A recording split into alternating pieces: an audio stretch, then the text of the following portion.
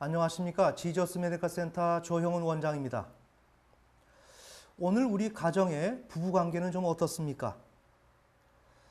우리 지저스 메디컬 센터에서 지속적으로 개인 내지는 가정의 그 부부관계에 대해서 말씀을 드렸는데, 여러분들이 그 강의를 들으시면서 나름대로 우리의 부부의 관계를 좀 이해할 수 있게 되었다 하는 그런 입장을 갖는 줄 믿습니다. 그런데 어쩌면 우리는 우리의 부부관계를 좀 보고 있다고 생각할 수 있을지 몰라도 초보적 단계에 머물러 있을 수가 있다. 왜냐? 우리 부부관계의 그러한 내막을 살펴보고 이해하는 것은 그리 쉽지 않기 때문에 그렇습니다. 그래서 이번 시간에는 남편 개인의 속사정이라는 제목으로 우리 가정의 부부 문제를 살펴봄으로써 신앙의 진보를 꾀하는 시간을 갖고자 합니다. 네, 오늘 우선 제가 사례를 하나 읽어드리겠습니다. B씨 부부의 첫 번째 부부 치료에서 이들의 불평은 바로 반영상이었다. 이들이 한 부부가 있었는데 이 부부의 호소하는 문제는 반영상이었습니다. 즉, 오늘 호소하는 사람이 남편이라고 한다면 이 남편은 아내 앞에서 내가 어떻게 반영되고 있는가 하는 문제입니다. 특별히 오늘 우리 기독교인 가정 속에서 남편들은 아내 앞에서 지극히 작은 자로 자기 인식을 하고 있습니다. 아내는 남편을 볼 때 뭔가 힘이 있고 능력 있고 큰 사람으로 생각할 수 있을지 모르지만 남편의 입장에서 봤을 때는 매우 자기 자신이 작아서 너무나 초라해서 어찌할 바 모르는 그런 것이 오늘날 남편의 자화상이다. 자, 이런 것을 호소를 했습니다.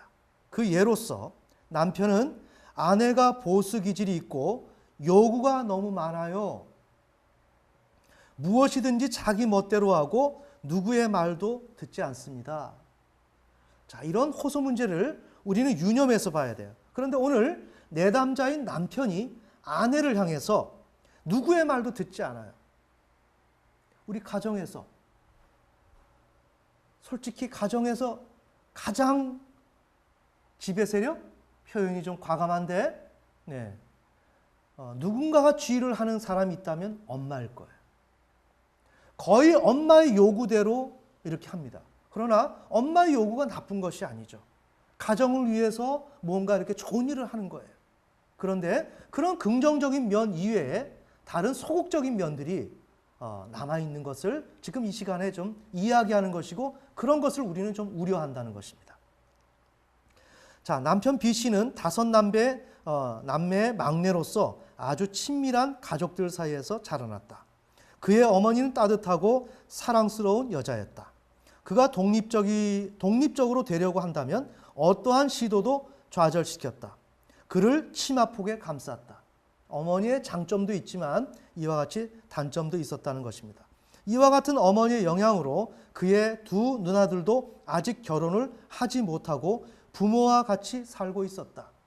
특별히 오늘 사례에서 나오는 내용 때문에 말씀드리면, 우리 가정 속에서 자녀들이 혼인을 하지 못하고 어떠한 이유와 자기 주장이 있을지 모르지만 혼인이 되지 않고 집안에 잔류하고 남아있게 되는 경우는 이거는 부모와의 관계를 의심해 봐야 됩니다. 아이의 어떤 그런 자발적인 선택보다는 부모와의 관계가 연루되어 있어서 아이들이 혼인을 하지 못하고 지속적으로 가정에 남아있는 경우가 많죠. 자, 그렇지만 B씨는 어머니의 영향으로부터 벗어나기 위해서 17살 때 해병대에 입대했다. 해병대에서의 긍정적인 경험과 사업의 성공으로 그는 자신의 독립을 아주 자랑스럽게 여겼다. 이하의 사례 내용이 있습니다. 하지만 오늘은 이 정도 내용만을 발췌해서 우리가 한번 다뤄보도록 하겠습니다. 이미 읽은 대로 사례의 호소 문제라고 한다면 아내가 보수 기질이 있고 요구가 많아요. 이게 오늘날의 대부분의 남편이 호소하는 문제입니다. 그럼 여러분 그러죠. 아니에요. 남편이 자기 마음대로 해요. 오히려 남편이 자기 주장이 많아요. 이런 생각을 할 거예요. 그래요. 그건 여성이 봤을 때의 그런 생각이라는 거예요. 존중합니다. 하지만 남편의 입장에서 봤을 때 여성이 아내가 생각하는 것처럼 남편 스스로가 자신을 그렇게 생각하지 않고 아내를 그렇게 생각하지 않는다는 거죠.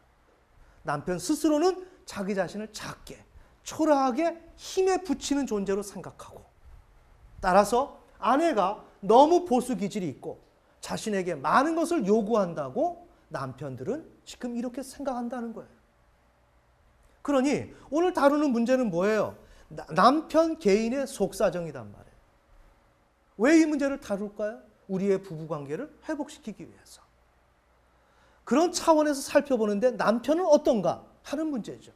남편 개인의 속사정은 바로 이와 같이 자신 스스로를 연약하게, 취약하게 생각하고 오히려 아내가 너무 거대하다. 너무나도 많은 요구를 해와서 감당하기 힘들다. 그런데 아내들은 어떻게 한다고요? 남편을 감당하기 힘들다. 남편이 자기밖에 모르고 자기 주장만을 해서 나는 어쩔 수 없이 너무나 힘들어요 하는 것이 오늘 우리 부부관계의 현주소다. 아멘. 네. 자, 그래서 오늘 사례를 도식화를 시켜봤습니다. 남편의 입장에서 이 사례 내용을 도식화를 시켜봤습니다. 자, 남편 본인이 있고 아버지와 어머니가 있고 여기 아내가 있습니다. 자, 남편의 어머니가 첫째, 따뜻하고 사랑스러웠다 이렇게 표현이 되어 있습니다. 이렇게 될 때 우리는 우리의 부모, 이것을 뒤집어서 우리가 아이들을 양육할 때, 특별히 남자아이를 양육할 때 이 경우를 생각해 봅시다. 그때 나는 따뜻하고 사랑스럽게 아이를 양육하고 있다. 이런 경우를 생각해 본다면 이런 경우에 엄마 자신은 자기 자신을 의심해 봐야 된다는 것입니다. 즉, 따뜻함과 사랑스러움은 어머니의 순수한 태도만은 아닐 것이다. 즉, 어머니 개인적 문제와 관련된 입장에서 나오는 이런 태도적 속성이다. 자, 이렇게 될 때 이 아이는 원가정에서 친밀함과 아주 화목한 가정에서 자라났다 이거예요. 특별히 막내로서 이렇게 막내다 이렇게 되면 이 막내로 자라는 아이들은 앞으로 성장하면서 외부 힘에 대한 저항력에 대한 문제를 다뤄야 될 것이고 개인 스스로의 자생력이 취약하다는 문제를 앞으로 평생 동안에 다루어줘야 합니다. 그리고 개인 스스로의 문제가 됩니다. 자, 이러한 내담자 남편이 이렇게 따뜻하고 사랑스럽고 친밀한 가정에서 자라났는데 독립을 꿈꾸는 거예요. 예를 들자면 아이들이 나는 나답게 살고 싶어요 하고 남자아이들이 자기 주장을 강하게 할 때 아, 사춘기가 돼서 성장해서 그런가 보다 라고 생각할 수 있겠지만 그것도 어떤 의미를 띌 수 있습니다. 하지만 이 문제는 우리의 상식적 차원에서 뛰어넘어서 가족 관계 속에서 생각을 해봐야 됩니다. 즉, 왜 독립을 추구할까? 이런 질문을 해봐야 합니다. 독립을 원하는 것은 남자아이들이 종속과 정체성에 훼손되어 있기 때문에 이런 경우가 있습니다. 부모에게 종속되고 부모와의 관계 속에서 자신의 정체성이 훼손될 때 자신의 독립을 자꾸만 주장한다는 것입니다. 아이들이 사춘기가 되어서 자기 주장을 하고 싶어서 독립을 얘기하는 것이 아니라 그러한 성격도 있겠지만 더 밑으로 내려가면 부모와의 관계 속에서 자신의 정체성이 훼손당하고 부모에게 종속되어서 끌려가는 그 입장을 더 이상 강구할 수 없고 묵과할 수 없을 때 아이들은 자기의 독립을 주장한다는 것입니다. 그러면 이런 상태 속에서 독립은 정체성의 문제, 종속의 문제, 이것은 어떤 것을 의미할까요? 그것은 부모와의 관계에서 그릇된 관계가 있을 수 있다 하는 것을 암시하는 것이에요. 성장하면서 자신의 의견이 수렴이 되지 아니하고 자기의 의견을 실현할 수 없어서 독립을 주장하는 것이 아니라 오히려 그것뿐만 아니라 더 강하고 더 중요한 문제는 부모와의 관계 속에서 그릇된 관계가 지어짐으로 자기 정체성이 훼손되고 부모와의 관계 속에서 자신 스스로가 종속될 수밖에 없는 그런 환경에 처해지게 될 때 독립을 이야기한다는 것입니다. 이해가 되시죠? 그러면 여기에서 그릇된 관계는 무엇을 의미할까요? 엄마 있고 아빠가 있고 남자아이가 있다고 한다면 여기에서 그릇된 관계는 이 아들이 엄마의 남편의 자리에 호출된다는 것을 의미하는 것입니다. 아버지의 자리를 대신하는 그러한 의미상의 남편으로서, 엄마의 남편으로서 호출될 때 이것이 그릇된 관계라는 거예요. 매우 특이하죠? 이렇게 얘기하면 우리 엄마들은 어떻게 생각합니까? 아니, 내가 아들을 어떻게 남편의 자리로 불러? 네, 맞습니다. 생물학적인 어떤 사회적인 그런 법의 관계 속에서는 엄연히 아들입니다. 하지만 남편이 자신의 역할을 못한다고 생각할 때는 의미상의 아들에게 많은 기대와 주문을 하게 되어 있는데 이럴 때 아들은 어머니의 또한 아내의 어머니의 남편의 위치로 호출된다는 거죠. 이런 관점으로 봤을 때 아들이 독립을 운운한다는 것, 독립의 의미는 과연 무엇일까? 어머니의 의미상 남편의 자리를 확보하기 위해서 잠정적으로 엄마와 아빠에게 분리되는 것을 의미한다. 이게 독립이라는 거예요. 아이들이 나는 독립하고 싶어요 라고 얘기하는 것은 그 말을 액면 그대로 믿지 말고 그 이면에 있는 의미를 부모들은 파악을 해야 된다는 거예요. 그래서 아버지와 대등한 능력을 겸비하기 위해서 나는 분리를 선언하는 거예요. 또한 어머니의 의미상 남편의 자리를 확보하기 위해서 분리를 시도하는 것입니다. 이것을 제대로 알 때 아이들을 올바로 양육할 수가 있습니다. 자, 이런 아이는 독립을 지금 추구하는데 놀랍게도 우리 부모님들은 이 맥락을 이해를 못합니다. 어쩌면 지금 제가 이렇게 이야기해도 이것을 알아듣지 못할 수가 있어요. 에이, 아무리 그래도 그렇지. 우리 아들이 뭐 내 남편으로, 아이고 말도 안 돼. 그래서 지금 오늘날 기독교인의 가정에 자녀와의 그 관계가 가정이 깨어지는 이유가 바로 여기에 있습니다.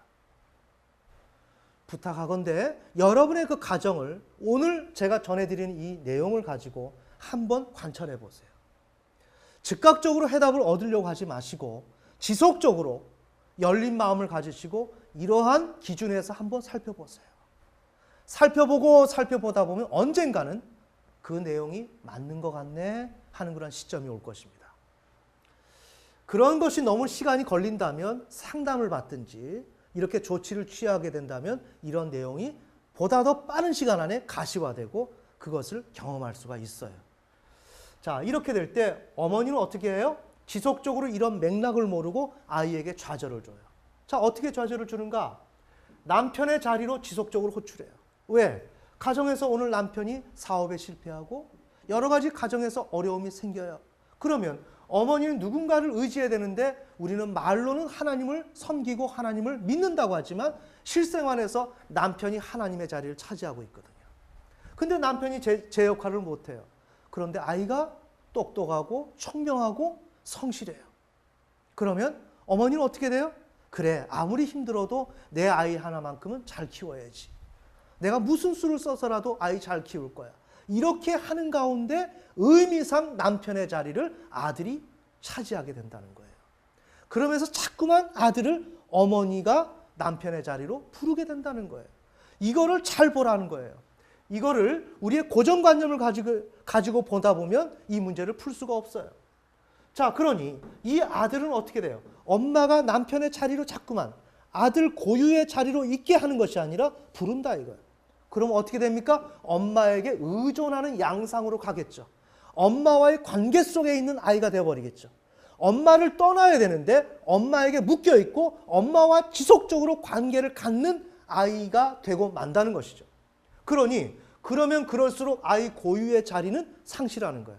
누구누구의 그런 나라고 하는 그 사람의 그 고유의 삶이 상실되고 나는 엄마와의 관계 속에 있는 나, 엄마와의 관계 속에서 문제를 풀어가야 하는 나, 그런 나로 변화가 된다는 거죠. 그러니 어떻게 됩니까? 나 자신의 의지를 운용해 볼 수 있는 기회가 없어집니다. 모든 것은 엄마의 협조와 엄마의 계획과 엄마가 무엇을 언급할 때 그것에 따라 움직이는 나는 있을지 몰라도 나 스스로 문제의식을 가지고 이것이 필요하다, 난 이것을 해야 되겠다, 이 생각을 못한다 이거예요. 왜? 나는 엄마 아이가 되어버렸기 때문에. 자, 잘 보셔야 됩니다. 그러니 나 스스로 살아갈 수 없습니다. 이것을 얘기하는 것입니다. 자, 무엇을 얘기할까요? 우리들의 남편은 우리들이 아내가 봤을 때는 강하고 힘있고 능력 있는 사람처럼 여겨질지 모르지만 그 남편은 자생력이 없고 스스로 이 인생을 세상을 해치고 나갈 저항력이 거의 없는 사람들이 남편이다. 아멘. 네. 자, 그런 가운데서 어떻게 됩니까? 자생력이 없으니까 누군가를 의존해야 되죠.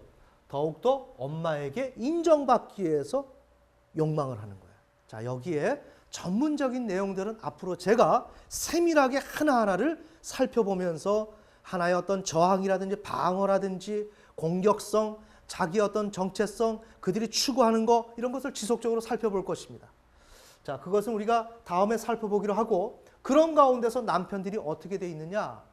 또 남자아이들이 매우 놀란 상태에 놓여져 있다. 불안해하면서 조금만 건드려도 깜짝깜짝 놀라죠. 그게 남편들의 분노예요. 남편들의 과민 반응. 그렇게 하지 않아도 되는데 이상하게 과민 반응을 보이는 거예요. 그건 왜 그래요? 지극히 놀란 상태로 긴장 상태로 있기 때문에. 거기다가 무언가 책임의 소재에 해당하는 질문을 문제를 제기하면 거기서 깜짝 놀라는 겁니다. 나 안 그랬어. 내가 뭘? 내가 어떻게 했다고? 뭘 하고 있어요? 아이들의 이야기를 하고 있는 남편의 모습이 등장이 되죠. 그때마다 아내는 어떻게 됩니까? 실망하죠. 뭐 이래? 내가 저 사람 보고 결혼했나? 이런 생각이 드는 거예요. 자, 우리가 지금 어떤 결혼 생활하고 있어요? 서로를 모른다 이겁니다. 서로를 알고 이것을 문제를 해결해 나가는 것이 오늘 우리 부부관계요. 그 치료다. 그런데 우리는 서로를 알려고 하지 않냐고 상식선에서 남편은 힘이 있고 강하고 오히려 강해서 자기 마음대로 자신의 삶을 그렇게 살아가는 사람처럼 생각한다 이거예요. 그러나 그 이면에는 이와 같이 남편들은 힘이 없고 무능력한 상태에 놓여져 있다. 자, 이럴 때 우리 남자아이 또 본인은 내담자는 17살 때 해병대에 입대를 하죠. 놀랍죠? 아주 이른 시기에. 해병대면 가장 강한 그런 군대예요. 그런 군인을 지망한 거예요. 특이한 독립이죠. 왜요? 강한 남성이 되기 위해서. 자, 사업을 성공을 꿈꾸고 어떤 긍정적인 경험을 꿈꿔요. 이것은 뭘까요? 아버지의 면모죠. 맞습니까? 네. 아버지의 면모. 사업을 하는 것은 아버지의 면모예요. 내가 아무리 자라나도 우리에겐 내면에 아버지와 어머니가 존재하는 거예요. 그래서 아버지의 그 행위를 본따려고 하고 그것이 긍정적으로 되면 건강한 발달이 되죠. 그러나 이것이 어머니와 연결이 되어서 묶여있게 되면 건강한 발달이 아니라 병리적 발달이 일어나죠. 이번 케이스는 지금 병리적 발달이죠. 그러면서 만족감을 느끼죠. 왜 그럴까요? 아버지와 동등한 능력을 발휘할 수 있게 되었기 때문에 또 어머니의 파트너 자격을 획득할 수 있었기 때문에 만족하는 거예요. 자, 그러니까 우리 아이들이 성취감을 느끼고 여러 가지 그런 보람을 느낄 때 그것을 액면 그대로 볼 것이 아니라 그 이면을 보고 만약에 병리적 상태라면 이러한 독립을 꿈꿀 것이고 긍정적 상태라고 한다면 건강한 남자아이로 발달하는 것이다 하는 것을 우리가 염두에 둬야 합니다. 그런데 여기에서 이 내담자 또한 남자아이들은 아버지의 자리를 엿본다는 거예요. 우리가 어떻게 했습니까? 부모와의 관계에서 그릇된 관계, 지금 아버지의 자리를 지금 본의 아니게 차지하게 됐고 그것을 욕망할 수밖에 없는 처지에 놓여져 있는 것이 아들이요, 남편이라는 것이에요. 그렇게 될 때 아버지의 자리를 끊임없이 엿보게 돼 있어요. 이런 부분들은 앞으로 제가 전문적으로 말씀을 드릴 것입니다. 자, 그러면 아버지의 자리를 엿본다면 어떤 일이 생길까요? 어머니의 인정을 받을 것을 끊임없이 엄마의 남편의 자리를 본인 스스로는 의식에서는 모르지만 무의식에서 그 자리를 욕망하게 된다는 거예요. 이거 끊임없이 욕망하는 거예요. 그래서 남편은 아내에게 인정받으려고 해요. 자, 남편이 화를 내고 실망하고 갈등이 일어나는 건 왜 그럴까요? 아내가 남편을 인정해주지 않을 때. 이해가 되십니까? 그때 남편의 돌발적인 행동이 나오고 실망스러운 행동이 나와요. 그러면 그것이 남편의 부족함이 아니라 이러한 히스토리 속에서 남편이 그렇게 될 수밖에 없는 조건 속에서 나오는 행동들이다. 이런 것을 좀 이해를 하고 우리의 부부관계를 조율해야 된다. 아멘. 네. 자, 이렇게 해서 이런 대안을 잡습니다. 이렇게 대안을 잡고서 끊임없이 어머니의 인정을 받기 위해서 아내의 인정을 받죠. 근데 이 아내는 엄마의 대리자예요.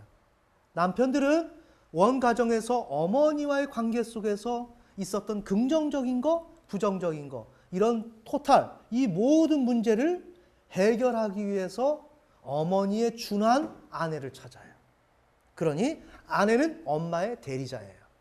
자, 그렇게 엄마의 대리자인 아내를 만났는데 이 아내가 여러 가지 이유로 이 남편이 연약하고 또 취약하니까 이 과정은 여기서 다 설명드릴 수 없지만 보스 기질, 무언가 개인 스스로 취할 수 있는 개인, 아내로서의 그런 태도들이 나올 수가 있습니다. 작게는 이렇게 되면 남편들은 어떻게 되는가? 이것을 굉장히 부담스럽게 생각해요. 그러면서 요구가 많고 자기 멋대로 하고 누구의 말도 듣지 않는다라고 주관적으로 해석을 해요.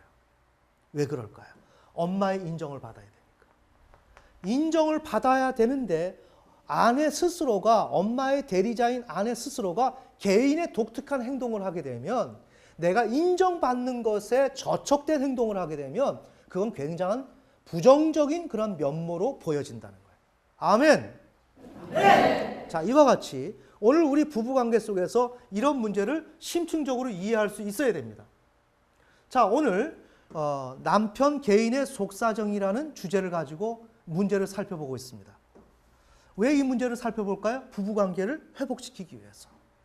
그런데 부부관계를 회복시키는 데 있어서 우리의 오류는 무엇인가? 남편과 아내의 그 고유한 입장을 이해하는 데 실패를 했다. 각자 스스로가 상대방을 높게 보고 자기를 스스로 약하게 보고 있다.